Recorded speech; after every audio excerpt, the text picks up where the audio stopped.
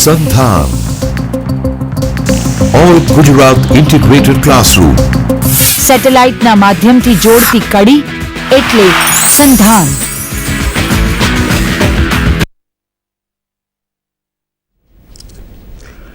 વિદ્યાર્થી મિત્રો,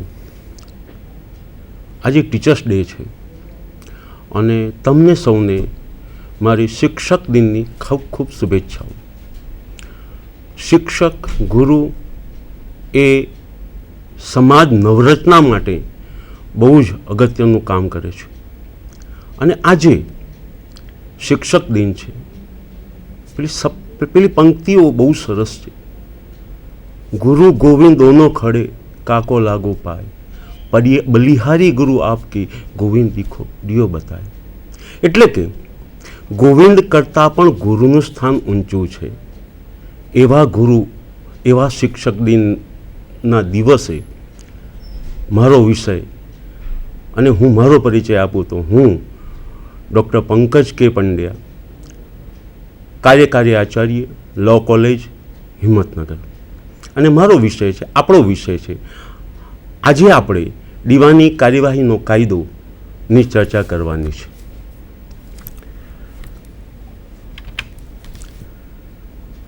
આ કાયદોનો વિષય પ્રવેશ આપણે જોઈએ તો 1859 પહેલાં સમગ્ર ભારતમાં દીવાની અદાલતોને લાગુ પડતો કોઈ કાયદો હતો નહીં.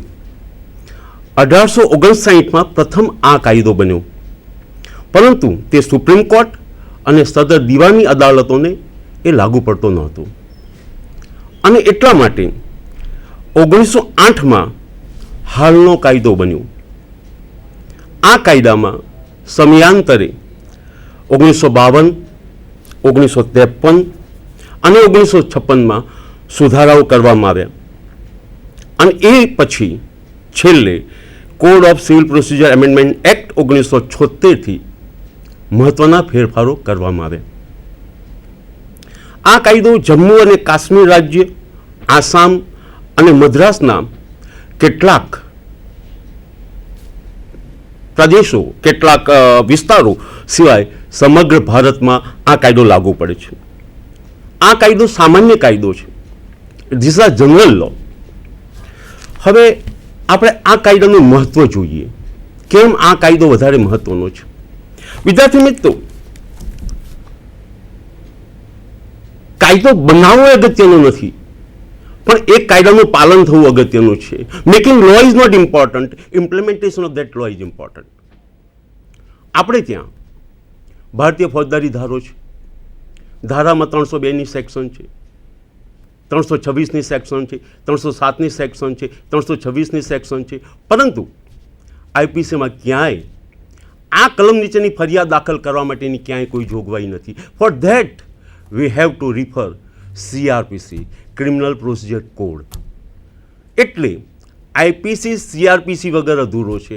એ જ રીતે આપણે ત્યાં મિલકત હસ્તાંતરનો કાયદો છે, ડેપ્ટ રિકવરી એક્ટ છે, પૈસા વસૂલાતનો કાયદો છે, અપકૃત્યમાં નુકસાન વળતરનો કાયદો છે, વિશિષ્ટ દાદનો કાયદો છે. પરંતુ આ તમામ કાયદાઓમાં ક્યાંય પ્રશ્ન ઉપસ્થિત થાય તો દાવો દાખલ કરવા માટેની ક્યાંય કોઈ જોગવાઈ કરવામાં નથી આવી. એના માટે હાલનો આપણે જેની આજે ચર્ચા કરવા જઈ રહ્યા છીએ એ દીવાની કાર્યવાહીના કાયદામાં જોગવાઈ કરવામાં આવી છે. This is the importance of this law. It means ઉપરના જે બધા કાયદાઓની ચર્ચા કરી એ તમામે તમામ કાયદાઓ દીવાની કાર્યવાહીના કાયદા વગર અધૂરા છે. દરેક કાયદો હોય એટલે એના કેટલાક ચોક્કસ સિદ્ધાંતો, કેટલાક ચોક્કસ નિયમો અને એમાં કેટલી ચોક્કસ વ્યાખ્યાઓ હોય છે.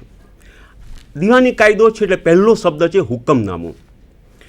હુકમનામું એટલે કોઈ ચુકાદાની વિધિસરની જાહેરાત કે જે દાવાના પક્ષકારોના દાવાની તકરારી બાબત કે બાબતો અંગે આખરી નિર્ણય કરે છે.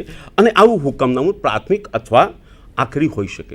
વ્યાખ્યાને આપણે સમજીએ તો ચુકાદાની વિધિસરની જાહેરાત કે જે દાવાના પક્ષકારોના દાવાની તકરારીની બાબતમાં કે બાબતો અંગે આખરી નિર્ણય કરે છે. એટલે હુકમનામું હંમેશા આખરી નિર્ણયનું જ થાય છે. બીજો શબ્દ છે, બીજો આસ્પેક્ટ છે એ ચુકાદો, હુકમ શબ્દ છે. હુકમ એટલે દીવાની અદાલતના નિર્ણયની જાહેરાત કે જે હુકમનામું નથી.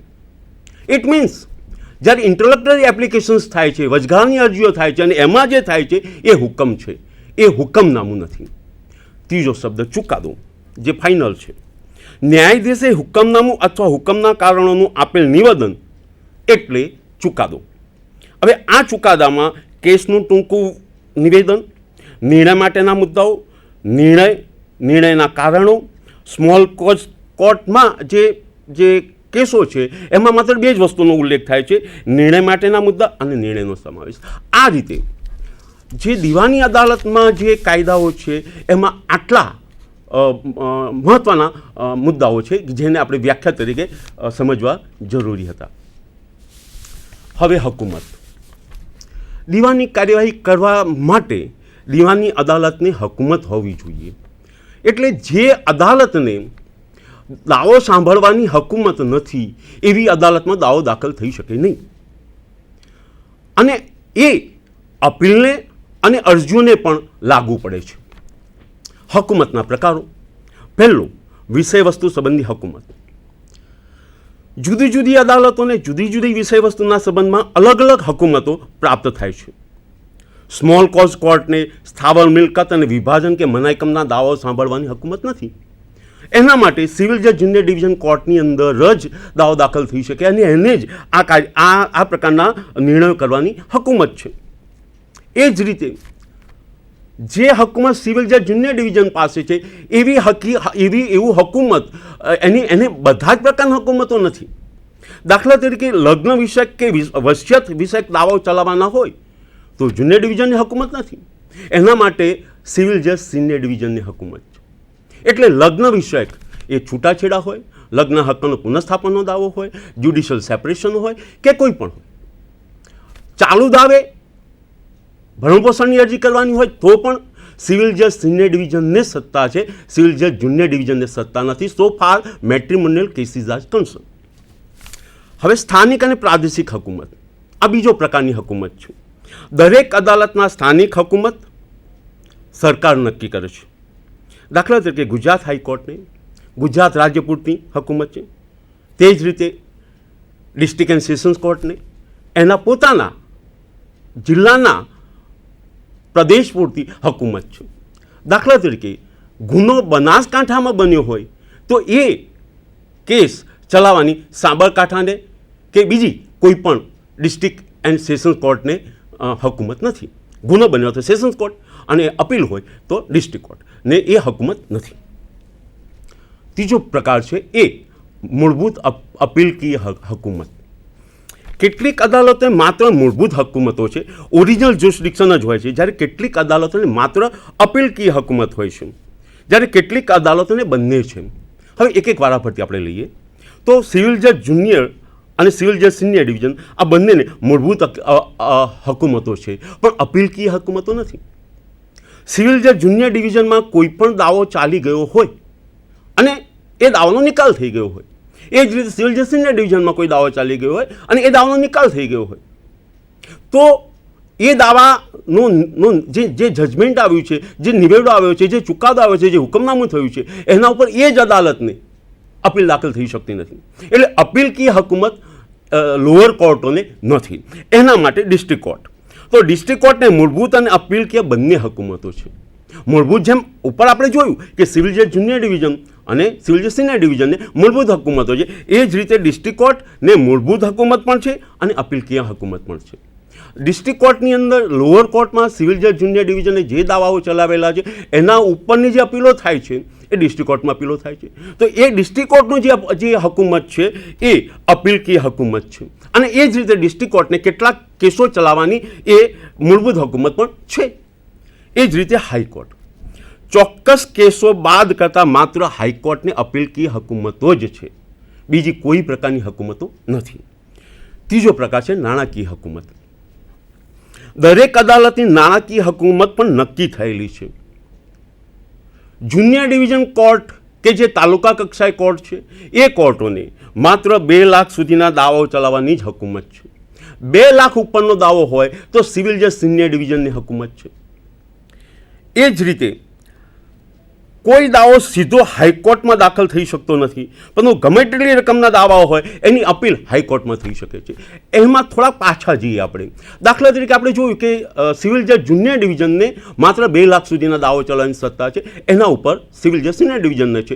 પણ હવે માનો કે 2 લાખ ઉપરનો દાવો છે એટલે 3 લાખનો દાવો છે અને 3 લાખનો દાવો સિવિલ જજ સિનિયર ડિવિઝને ચલાવ્યો, એના ઉપર અપીલ કરવી હશે તો ડિસ્ટ્રિક્ટ કોર્ટમાં થઈ શકશે. પરંતુ એટલે ડિસ્ટ્રિક્ટ કોર્ટને એ નાણાકીય હકુમત છે. પરંતુ 6 લાખનો દાવો ચલાવ્યો હશે સિવિલ જજ સિનિયર ડિવિઝને, તો એ દાવા ઉપરની અપીલ ડિસ્ટ્રિક્ટ કોર્ટને નાણાકીય હકુમત નથી, એના ઉપર સીધી હાઈકોર્ટમાં જ અપીલ દાખલ કરવી પડશે. Lower court means district court, હાઈકોર્ટના કમ્પેરિઝનમાં ડિસ્ટ્રિક્ટ કોર્ટ એ લોઅર કોર્ટ છે કમ્પેરિઝનમાં, otherwise that is appellate court. તો એને એ અપીલ ચલાવવાની સત્તા નથી. હવે હકુમત માટેની શરતો આપણો નેક્સ્ટ ટોપિક છે, નેક્સ્ટ મુદ્દો છે. તો દાવા અરજીમાં પક્ષ નિવેદન ઉપરથી અદાલત હકુમત નક્કી કરે છે, અથવા તો દાવામાં માગવામાં આવેલી દાદ ઉપરથી પણ હકુમત નક્કી થાય છે. એટલે જે દાવો દાખલ કરવામાં આવ્યો હોય તે દાવાની નોંધ લેવાની એ અદાલતને સત્તા હોવી જોઈએ. એટલે કે દાવાની નોંધ લીધા પછી કાયદાથી એ દાવાની નો નિર્ણય આપવાની એ પ્રતિબંધિત ન હોવો જોઈએ. તો એ અદાલતની સત્તામાં આવે છે એમ કહી શકાય, અથવા તો અદાલતને એ નિર્ણય આપવાની સત્તા છે એમ કહી શકાય. આ હકુમતની પહેલી શરત છે. આપણે એમ થાય કે કઈ કોર્ટોને આ પ્રકારની હકુમત નથી, અદાલતને સત્તા નથી. તો દાખલા તરીકે સહકારી દાવાઓ છે એ ચલાવવાની સિવિલ જજ જુનિયર ડિવિઝન કે સિવિલ જજ સિનિયર ડિવિઝનને સત્તાઓ નથી. એ ચલાવવાની સત્તા માત્ર બોર્ડ ઓફ નોમિની જ છે. એ જ રીતે જ્યારે કોઈ લવાદને લગતો કોઈ તકરાર થઈ હોય અથવા તો એની કોઈ સમજૂતી, એ લવાદ સોંપવાની જે સમજૂતી છે એ સિવિલ કોર્ટને એની હકુમત નથી. હવે દાવાનું સ્વરૂપ, તો દાવાનું સ્વરૂપ એ દીવાની પ્રકારનું છે. ફોજદારી કોર્ટોની એ હકુમત નથી. એટલે 2 સ્વરૂપ આવ્યા, એક દીવાની છે, એક ફોજદારી છે. લિટિગેશનના 2 સ્વરૂપ આવ્યા, એક દીવાની છે, એક ફોજદારી છે. એટલે ફોજદારી કોઈ પણ લિટિગેશન હશે તો એ સાંભળવાની દીવાની અદાલતની હકુમત નથી. એ જ રીતે દીવાની કોઈ પણ લિટિગેશન હશે તો એ સાંભળવાની ફોજદારી અદાલતની હકુમત નથી. હવે દીવાની પ્રકારનો દાવો કોને કહેવાય? કલમ 9. બહુ સિમ્પલ બાબત છે. દીવાની પ્રકારનો દાવો જે દાવાની નોંધ લેવા કોઈ કાયદા કે નિયમથી પ્રતિબંધ ન હોય તે દાવાઓ દીવાની દાવાઓ અને દીવાની અદાલતને એની હકુમત છે.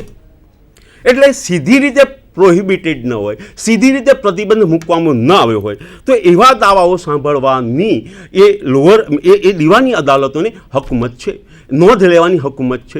પણ જો કોઈ કાયદા કે નિયમથી પ્રતિબંધ મૂકેલો હોય તો એમને હકુમત રહેતી નથી. એ જ રીતે જો દાવામાં મિલકત તે પદના અધિકારનો પ્રશ્ન હોય તો દીવાની અદાલતોને હકુમત છે. એટલે કોઈ મિલકતના સંદર્ભમાં પ્રશ્ન ઉપસ્થિત થયો હોય, મિલકતના વહીવટના સંદર્ભમાં પ્રશ્ન ઉપસ્થિત થયો હોય, મિલકતના માલિકીના સંદર્ભમાં પ્રશ્ન ઉપસ્થિત થયો હોય, મિલકતના ભાડવાતના સંદર્ભમાં પ્રશ્ન ઉપસ્થિત થયો હોય, મિલકતના કબજાના સંદર્ભમાં પ્રશ્ન ઉપસ્થિત થયો હોય તો, અથવા તો કોઈ પદના સંદર્ભમાં, પદના અધિકારના પ્રશ્નના સંદર્ભમાં કોઈ વિવાદ ઉપસ્થિત થયો હોય તો જે નવો જે સુધારો આવ્યો 1976નો એ સુધારાથી દીવાની અદાલતને આ પ્રકારની હકુમત પ્રાપ્ત થઈ છે. હવે કેટલીક હકુમતો સ્પષ્ટ રીતે બાકાત કરવામાં આવી હોય. જ્યારે કોઈ કેસ ચલાવવા કે એનો નિકાલ લાવવા અદાલતની હકુમત સ્પષ્ટપણે બાકાત કરવામાં આવી હોય, એને ડિલીટ કરવામાં, એને ઓમિટ કરવામાં આવી હોય તો એ દાવો ચલાવવાની સત્તા હોવા છતાં, બહુ સમજવા જેવી વસ્તુ છે, એને સત્તા હોવા છતાં એને હકુમત રહેતી નથી. દાખલા તરીકે બોમ્બે સેલ ટેક્સ, એમાં 1946નો એની કલમ 20થી વધારાનો સેલ ટેક્સ કપાઈ ગયો હોય, ગેરકાયદેસર રીતે વસૂલ લેવાયેલો હોય ટેક્સ, તો એ પરત મેળવવા માટે દીવાની અદાલતમાં દાવો થઈ શકતો નથી, કારણ કે એને સ્પષ્ટ રીતે બાકાત કરવામાં આવ્યું છે. સેલ ટેક્સની એ કાયદેસર છે કે ગેરકાયદેસર એ એપેલેટ ટ્રિબ્યુનલ નક્કી કરશે. એ સિવિલ કોર્ટ વસૂલાત મેળવવા માટેનો દાવો સિવિલ કોર્ટમાંથી થઈ શકશે નહીં. એ જ રીતે હકુમત ગર્ભિત રીતે બકાત કરેલી હોય. આવું સામાન્ય રીતે બનતું નથી. કોઈ પણ કોર્ટની ગર્ભિત રીતે હકુમત બકાત થાય એવું સામાન્ય રીતે બનતું નથી. પરંતુ કાયદાથી કે નવા કાયદાથી કે નવા અધિકારથી કોઈ ઉત્પન્ન કરેલો હોય, કોઈ નવો નિયમ બનાવેલો હોય અને એ રીતે અમલમાં હોય એવા કાયદાથી ખાસ કાર્યવાહી કે ખાસ નિયત કરેલા નિયમ પ્રમાણેની આખરીપણું, ફાઇનાલિટી, ટોટાલિટી, કોન્ક્લુઝિવ આખરી નિર્ણય આવી જતો હોય તો એવી અદાલતોમાં હકુમત ગર્ભિત રીતે બકાત છે. દાખલા તરીકે આપણે ત્યાં જુદા જુદા પ્રકારના ટ્રિબ્યુનલો છે અને એમની પાસે એમના આખરીપણાના હુકમો કરવાની સત્તાઓ છે એમની પાસે. હવે ઔદ્યોગિક તકરારનો કાયદો 1947 અને આવા ઔદ્યોગિક તકરારના સંદર્ભમાં કોઈ પ્રશ્ન ઉપસ્થિત થયો હોય તો એના માટે અલગ મજૂર અદાલતો બનાવવામાં આવેલી છે. એમને ચોક્કસ પ્રકારના સત્તાઓ આપવામાં આવેલી છે. તો એવા સંજોગોમાં એમને મજૂર અદાલત એ પૂર્ણ રીતે અદાલતનું કાર્ય કરે છે, પૂર્ણ ન્યાય આપે છે. માટે એવી મજૂર અદાલતમાં જે કેસો મૂકી શકાતા હોય એવા, એટલે કે ઔદ્યોગિક તકરારના કાયદા નીચેના જેટલી તકરારો ઉપસ્થિત થતી હોય કે જેનું જ્યુરિસ્ડિક્શન મજૂર અદાલતને પ્રાપ્ત થતું હોય ત્યાં સીધી આડકતરી રીતે અહીંયા સ્પષ્ટ રીતે દીવાની, ગર્ભિત રીતે દીવાની અદાલતની હકુમત ગર્ભિત રીતે બકાત થાય છે. હવે બહુ જ અગત્યનો મુદ્દો આપણે ચર્ચા કરવા માટે જઈ રહ્યા છીએ. પૂર્વ નિર્ણિત વાદનો સિદ્ધાંત કલમ 11. આ નિયમ સામાન્ય દ્રષ્ટિથી, ટોટાલિટીથી જોવા જઈએ તો આ નિયમ પુરાવાનો કાયદાનો છે. આ સિદ્ધાંત એટલે જ્યારે એક બાબત અદાલતના નિર્ણયથી એક વખત એક નિર્ણય આવી ગયો હોય ત્યારે એ જ બાબત, એ જ પક્ષકારો એ જ હેસિયતથી બીજો દાવો કરી શકે નહીં. એક પક્ષકારો, માનો કે બે પક્ષકારો છે, એ બે પક્ષકારો એક દાવો દાખલ કર્યો, એ જ વિષય વસ્તુ છે, એ જ હેસિયતથી એમણે દાવો દાખલ કરેલો છે. એમાં કોર્ટે